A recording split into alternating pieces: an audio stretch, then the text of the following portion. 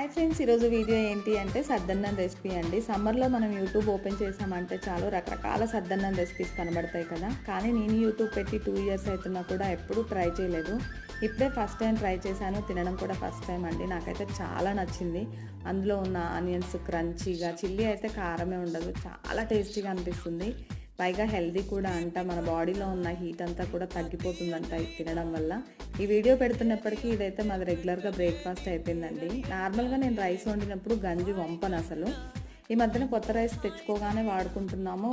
మళ్ళీ పైగా మేము తినేది సింగిల్ పాలిష్ రైస్ కాబట్టి కొద్దిగా గంజి వంపితేనే రైస్ మంచిగా అవుతుందని చెప్పి వంపుతున్నాము. ఆ గంజి వేస్ట్ చేయడం ఇష్టం లేక ఇలా నేనైతే సద్దన్నం రెసిపీ ట్రై చేశాను.